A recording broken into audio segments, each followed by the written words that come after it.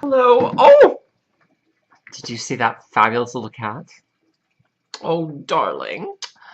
Oh, honey bunny, where are you? Oh. Anyways, this evening I would like to talk with you about gay men in a post-feminist movement. Now, mm, sweet little cat. One of the regrets that the women are facing in the post-feminist movement is that it did not provide them the good life that they thought they would have. They basically are overworked, okay? And men don't even have time for them because men notice that the whole feminist movement has been a total burn to, psychological masculinity. And so you got this whole masculinist movement that's coming out too that says, feminism has ruined us. Not all these men are gay. And so it is, however, a gay-friendly movement of men. The post-feminist movement, though, next to triggering some feelings in the men's sector,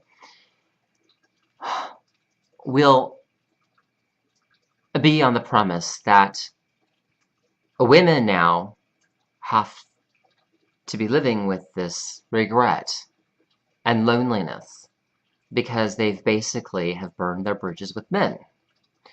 A lot of nice men are married to women, yes, and the women wear the pants in the family, and the men are very passive. You would never even know that they were even straight because the women have them so trained.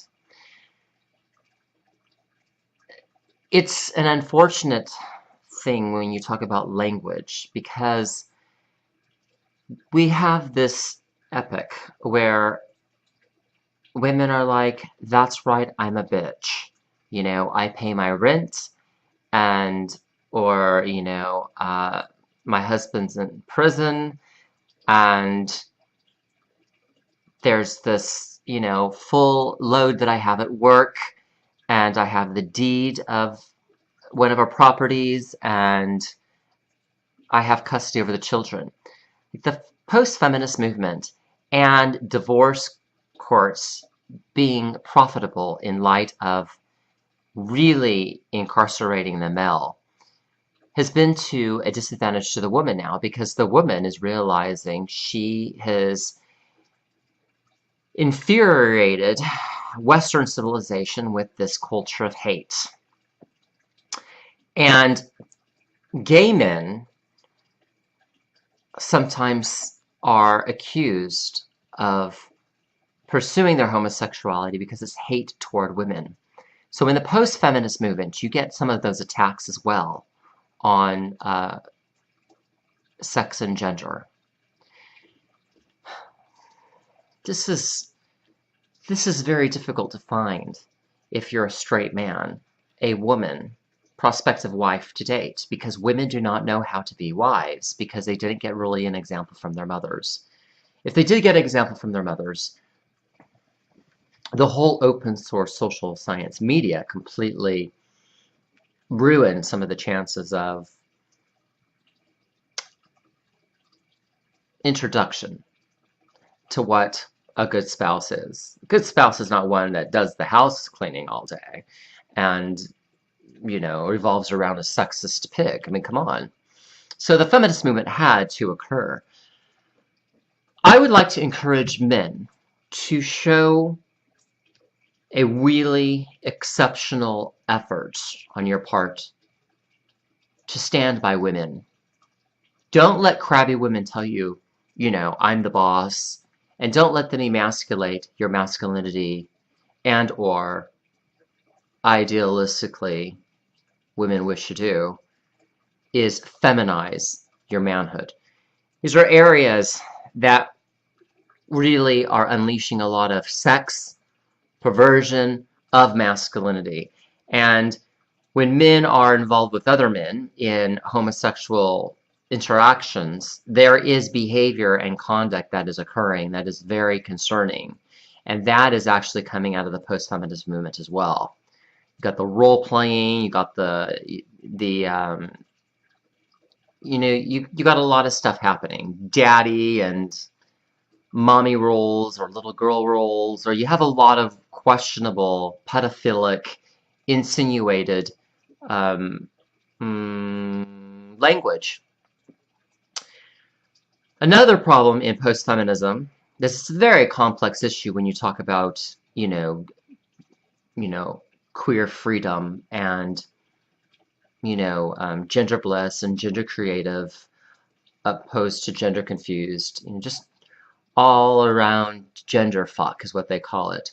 And the cross-dressing transgenderism / transsexuality. You get a lot of women that used to be men that are going off of also post-feminism as well, being bitch. And that's affecting language in the gay and lesbian, transgender, queer community. I think is of keen importance to denote. We have a social, polluted, select population of men that are laying victim to this. Now, I want men, gay or straight, to stand up to both women as well as transsexuals, if you know any, okay? Because, or even femboys or twinks, they want to, get in your wallet. I have men telling me this. And the social climate speaks truly on one criterion. Women are lonely, and women think men should be lonely. And what you get is an influx of straight men that are bi-curious, shopping around, sampling men, sniffing around, and sizing men up to see what they have in the gay culture, okay? Because gay men have money. Not all. Like straight people. They have money, but not all. Especially the Christians. The Christians are said to have all the money. But again, not all. They got the business networking going on, and they contribute to one another's, cash flow as well. But gay and lesbian does that. Post-feminism is gotten us to find for our communities, we're encouraging cliques. And this is why I want men to take special notice at the dilemma. Finally, coming back to language and post-feminism,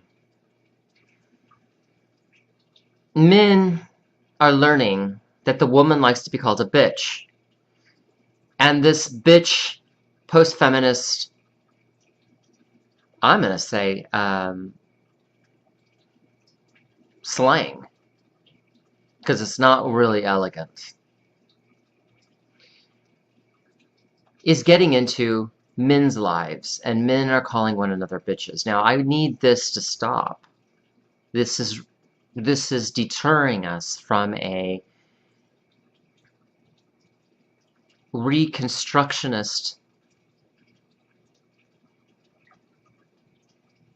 view of how to care for the sociology of men at Social Alchemy Project.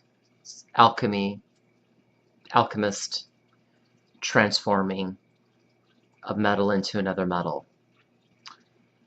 So the alchemy of this is to withdraw yourself from,